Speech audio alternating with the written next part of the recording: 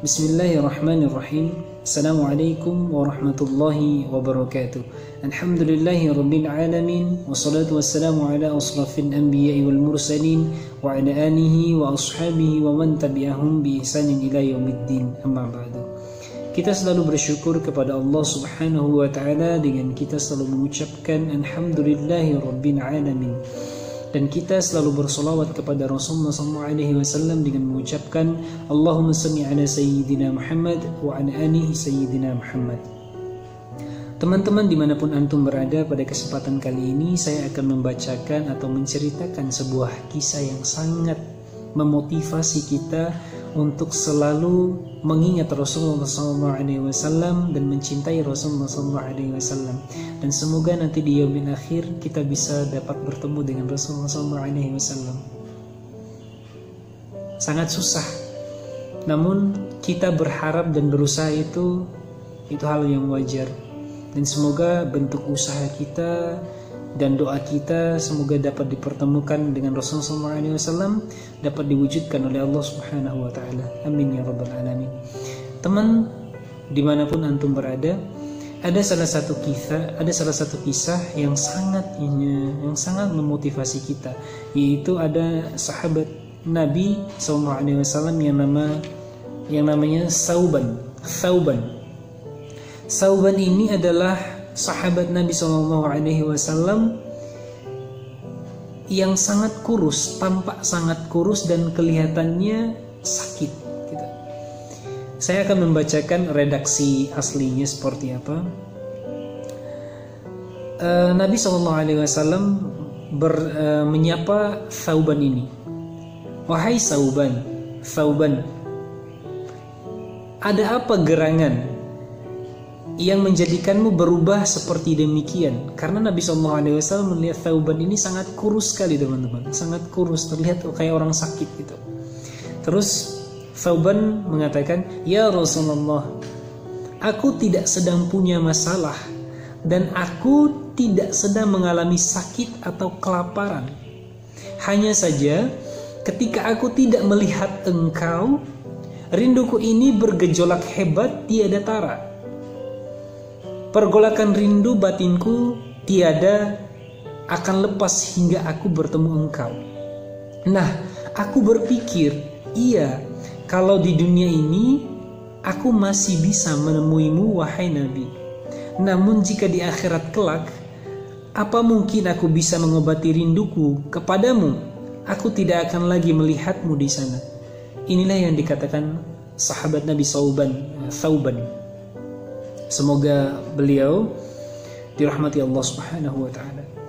Sahabat Nabi ini mengatakan saking rindunya kepada Rasulullah SAW sampai beliau itu kurus. Karena kenapa? Hatinya itu selalu merindukan Rasulullah SAW.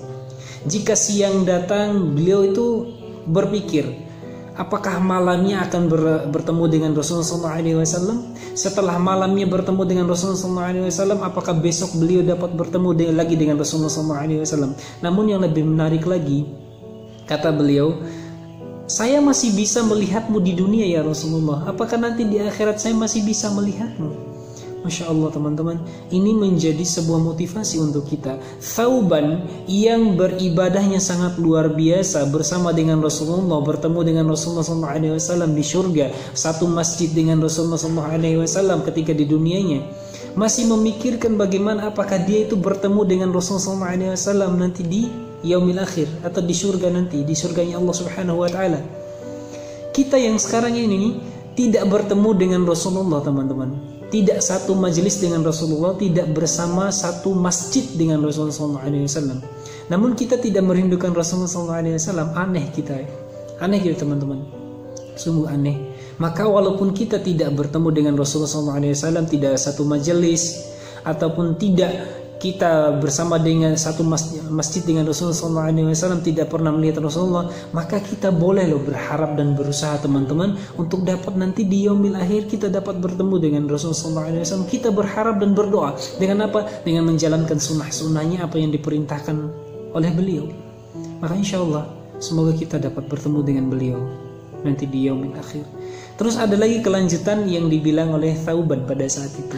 Ada alasannya kenapa beliau sampai kurus seperti demikian. Kemudian ada alasannya, beliau mengatakan bahwa engkau adalah nabi, kata Thauban. Aku manusia biasa. Engkau pasti akan diangkat Allah di surga pada level yang sama dengan nabi-nabi yang lainnya. Sedangkan aku, andai saja aku masuk surga, toh surga tidak akan sama denganmu ya Rasulullah. Derajatku pasti akan berada di bawah derajatmu.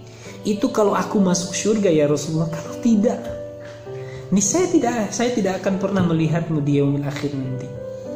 Inilah alasan Thauban. Karena kenapa? Dia tahu diri, dia tahu bahwa dia itu levelnya tidak setara dengan Nabi SAW. Dia tahu bahwa nanti di surga nanti dia tidak akan selevel dengan Rasulullah SAW, karena Nabi SAW akan selevel dengan nabi-nabi yang lainnya.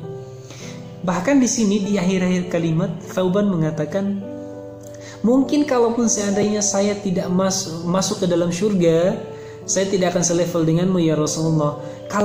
Kalau seandainya saja saya tidak masuk ke dalam surga dan saya masuk ke dalam neraka, maka saya tidak akan pernah bertemu denganmu selama-lamanya ya Rasulullah.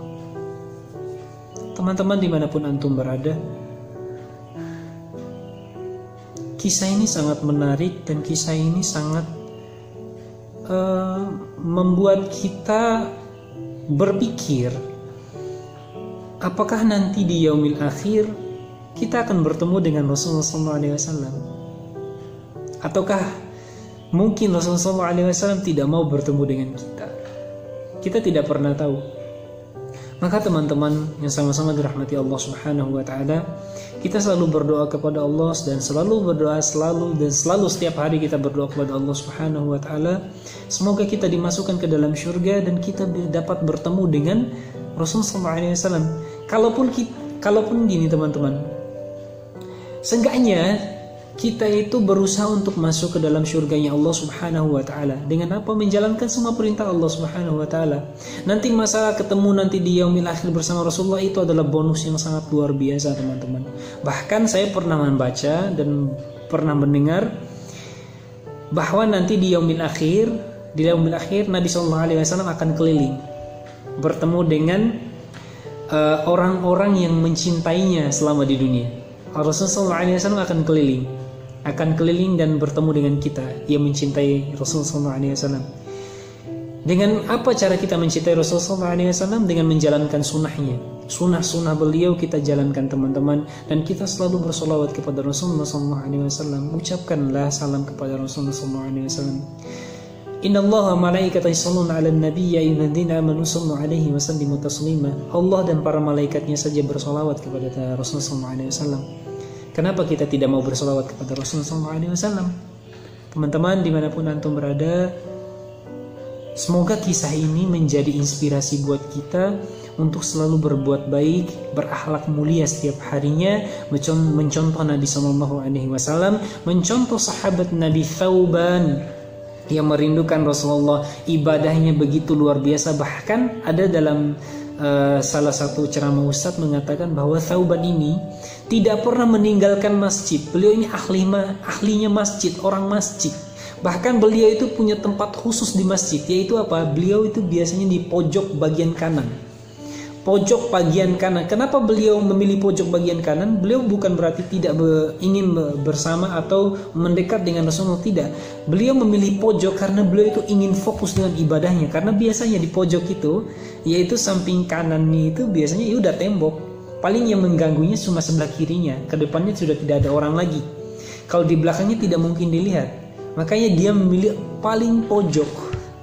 Maka ini sahabat Nabi SAW. Bahkan sahabat Nabi SAW ini ketika beliau tidak masuk ke dalam atau tidak melaksanakan sholat pada saat itu, maka Nabi SAW sampai menanyakannya. Sebegitu perhatiannya Rasulullah SAW kepada para sahabatnya. Gitu. Dan insya Allah nanti sekali waktu saya akan masih menceritakan tentang Thauban, yang dimana Thauban ini meninggal dalam keadaan mulia teman-teman. Dan itu kisahnya sangat menarik lagi. Tapi insya Allah itu di lain waktu. Semoga kita dapat bertemu lagi. Dan semoga cerita yang baru saja kami bawakan itu menjadi motivasi baru buat kita. Terima kasih teman-teman, itu saja. Billahi fi sabilil haq fastabiqul khairat. Wassalamualaikum warahmatullahi wabarakatuh.